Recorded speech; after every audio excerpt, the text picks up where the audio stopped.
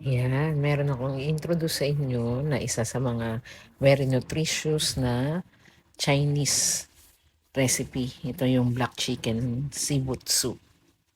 Yan. Binibigay ito sa mga yung nag-recovering. Yung kunyari na operahan, nagkasakit. Yan ay isa sa mga pinakamagagandang soup na pwedeng pakain sa nagpapagaling. Bali may apat na ingredients yan. Nandyan nakapaloob sa bawat pack ng seafood. Mga four essential ano yan, mga herbal or medicinal food ingredients. Yan, hinahalo sa sabaw yan. Tapos ngayon, ang kagandahan niyan, may para siyang tela or katsa na para ma-segregate natin yan pag nilubog natin yan sa sabaw para hindi siya mahalo sa pagkain kasi hindi mo nakakain yan eh. Parang yung katas lang yan ang or yung amoy niyan ang na makakatulong dun sa pagpapakulo natin ng sabaw. Yan ang magiging lasa. Magkakaroon siya ng lasa at saka aroma ng seafood. Bali, ang gagawin mo, binalot ko yan.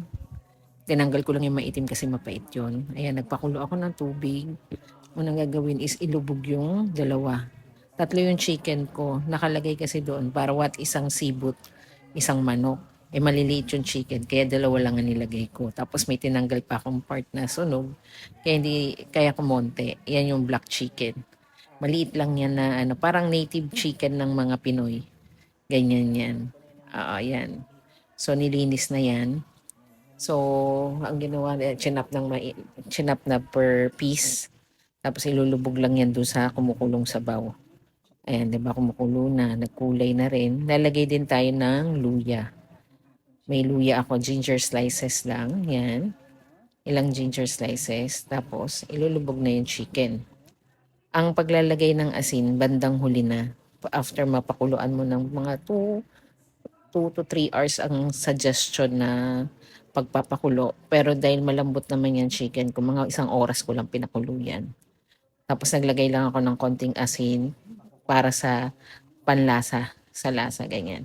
Clear soup lang siya talaga.